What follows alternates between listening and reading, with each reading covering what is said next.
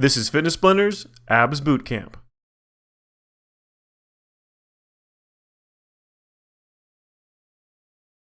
In this routine, we're going to be going through 10 different core exercises, doing 30 seconds on and 15 seconds off twice through per exercise. Now, we haven't included a warm-up or a cool-down, so you want to make sure you add both of those in on your own. This routine doesn't require any equipment except for an optional exercise mat, so let's go ahead and get started with our first exercise, a basic crunch. Remember, we're doing this for 30 seconds twice through. So start up, nice tight crunch, try to get up as high as you can at the top of that range of motion. When you drop back down, don't let those shoulders completely touch the ground. You want to keep just a little bit of a hover underneath those shoulders before you crunch right back up again, forcing those abdominal muscles to stay engaged the entire time. Now, though these exercises are focused on those core muscles, the abs, the obliques, and lower back, you can also engage the rest of your body just by contracting those muscles as tightly as you can, those muscles through your legs and your arms. And go ahead and let that first round down. You got a few seconds to rest before we start right back into it again. Just 5 seconds left. And start up again. Crunch up nice and tight. Remember, keep those shoulder blades up nice and high, keeping those abdominal muscles constantly contracted, making sure you're getting as much range of motion out of this as you can, getting a tight squeeze at the top of that range of motion. Now, another thing you want to be aware of is how you're breathing. You never want to hold your breath. So though you're contracting those abdominal muscles, it's going to have a tendency to force you or want to force you to hold your breath. Keep those lungs open, always either breathing in or breathing out, never holding your breath. We're almost done. And let it relax. Good job. Let's go ahead and flip over for our next exercise, which is going to be a push-up. So just a traditional push-up, either off those knees or off those toes, whichever version you can control for a full 30 seconds. Almost ready to start. And begin. Nice full range of motion in that push-up, whichever version you're doing. Make sure you're getting that chest as low to the ground as you can. Keep a nice straight line through that back. If you're doing a half push-up, so off of those knees, then you want to make sure you have a straight line from your knee to your shoulder. If you're doing a full push-up off of those toes, then you want to make sure you have a straight line from your ankle to your shoulder. Just make sure you're trying not to let those hips kick up too high or droop down. Just a few more seconds to go. Just keep pushing through it. And let it relax. Good job. This is your first round down. We've got one more round of those push-ups to go.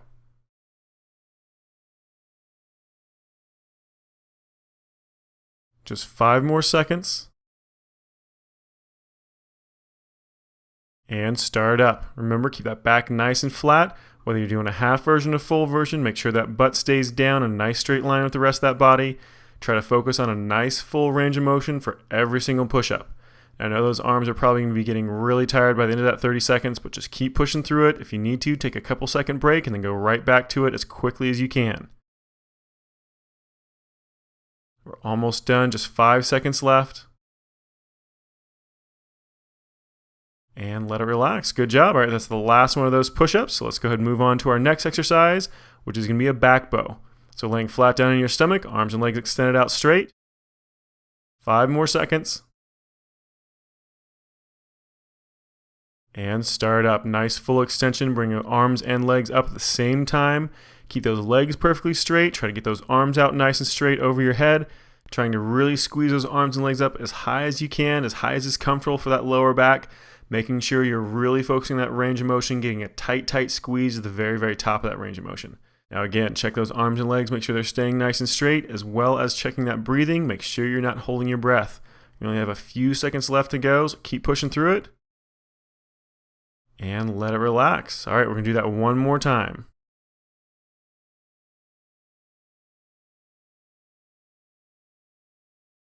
Just about 5 seconds left.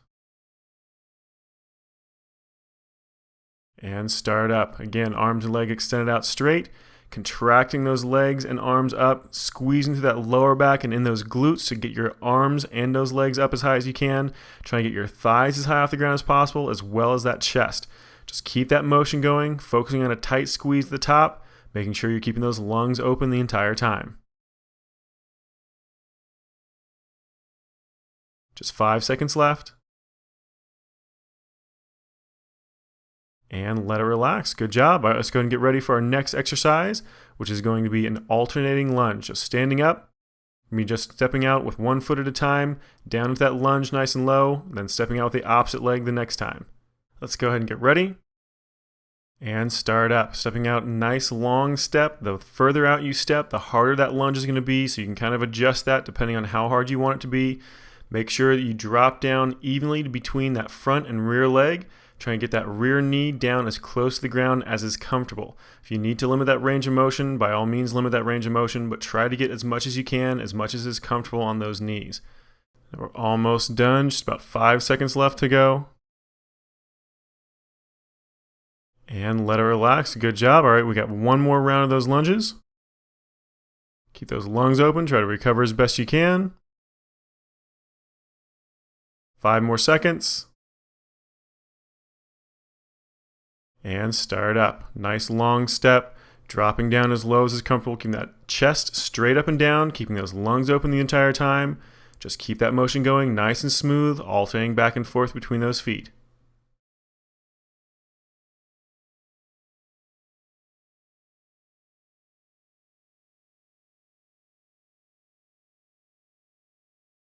We're almost done, just 5 seconds left. Keep it going. And let it relax. Good job. All right, that was the last one of that one. So that means we're moving on to our next exercise, the squat plus a front kick. 5 seconds left. And start up. Nice deep squat. One leg comes up, kicks in front, back down to that squat, and then that opposite leg comes up. Make sure you're getting as deep of a squat as you can control on those knees and those hips. Getting a nice straight kick straight in front of your body. Make sure it's under control. You don't want a really quick or uncontrolled kick. You want to actually be able to feel like you could stop at any point through that kick and hold it. So take your time with it. Move nice and slow. Just focus on that form. Keep those lungs open. We're almost done. And let it relax. All right, got one more round of those. Just keep those lungs open. Try to recover as best you can. 5 seconds left. And start up. Nice deep squat again. One leg comes up, kicks in front, deep squat. Opposite leg comes up. Just keep alternating back and forth. Now again, don't worry about really trying to move quickly here. This isn't a real fast kick. It's slow, under control. Make sure you can always control where that leg is at any given moment. And that'll actually make those legs have to work a lot harder. Move slower, keep those muscles contracted the entire time. Just 5 seconds left. And let it relax. Good job. All right, let's go ahead and move on to our next exercise, which is going to be an oblique crunch with a side leg lift. Now go ahead and lay out on that left side with that left hand kicked out about a 45-degree angle. Nice straight line through that body. Lift those legs the same time as pulling those shoulders up off the ground. You want to try to keep your body as perpendicular to the ground as you can, especially those hips. So it's going to feel like it limits your range of motion a little bit. You're going to have a tendency you want to lean back on those hips so you can kind of lean more like a crunch. But try to keep those hips perpendicular. Just bring those shoulders up towards that hip. At the same time as lifting those legs up off the ground, keeping them nice and straight. Now you want to feel this primarily on that oblique on the top side, on that right side. Just a few seconds left to go. And let it relax. Good job. We're going to go ahead and switch sides. Do the same exact thing on that opposite side. So we're just doing one round per side on this one. 5 more seconds. And start up. Get those legs up there really nice and high, crunching that shoulder down towards those hips, lifting those shoulders off the ground as much as you can. Really focusing on trying to get a tight squeeze on that top oblique from the base of your rib cage to the crest of your hip. Now focus on trying to keep those legs nice and straight, crunching that shoulder down to that hip, really trying to work that range of motion. Just keep it going, keeping those lungs open, nice smooth motion. 5 seconds left. And let it relax. Good job. All right, that was 2 of those, which means we're moving on to our next exercise, the crisscross crunch. So laying flat on your back, one leg extended out, the other knee up at about a tabletop position, so 90 degrees on that knee, 90 degrees on that hip, no closer in. And start it up. Alternate back and forth, really crunching that elbow up towards that knee rather than trying to bring that knee back towards that elbow. You want to try to get as much range of motion off of that torso as you can rather than trying to bring that knee back towards your elbow to make it easier. So really focus on getting a really tight crunch, not only crunching towards those legs, but also rotating those shoulders across. Keep it going just a little bit longer. You got 5 seconds left. Keep rotating those shoulders, get as much range of motion as you can. And let it relax. We have one more round of those crisscross crunches.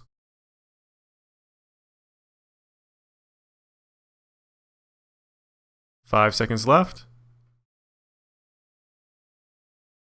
And start up. One leg extended out straight, flat against the ground. The other knee coming up over top of that hip joint.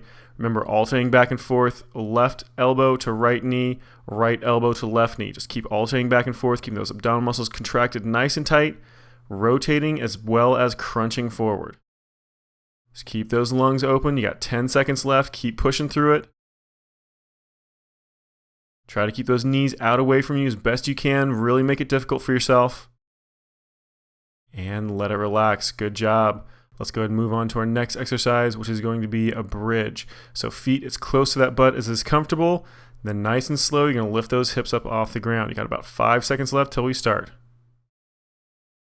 And start up. Squeeze those hips up there really nice and high, contracting those glute muscles, those butt muscles. That's what's going to be primarily lifting those hips, but you're also going to be feeling it and working those hamstrings and that lower back. Those are all going to be working to help get those hips up.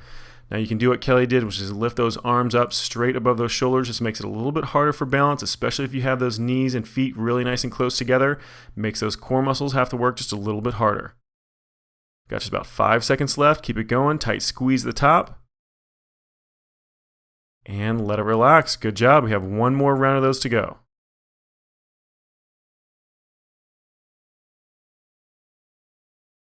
5 more seconds.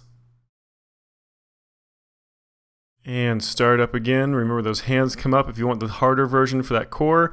You can even push those hands a little bit farther by trying to pull your shoulder blades up off the ground as well, so you're just kind of balancing on that spine.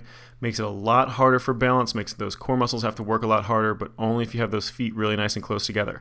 So pinch those feet together if you want a little bit harder. Otherwise, nice wide stance with those feet, with your hands on the ground for a nice stable base. Got just a few seconds left. Make sure you squeeze it up nice and tight at the top. And let it relax. Good job. That was your last one of those. Let's move on to our next exercise, which is going to be fast hands crunch. So this one is very, very similar to a Russian twist, sitting up on that tailbone. Just a few seconds left. And start up. Rotating back and forth with those shoulders is a relatively quick motion. Hopping back and forth, barely tapping the fingertips to the ground on each side. Making sure you keep those hands relatively close. Different from a Russian twist, which has those hands out really straight in front of you in a much slower motion. Keep those feet up off the ground for the harder version. Otherwise, you want a little bit easier. You can let those heels touch down, give you a little bit of extra support, but then those legs and those core muscles don't have to work as hard. So just find the version that's right for you. Just a few more seconds, and let it relax. Good job. We have one more round of those coming up.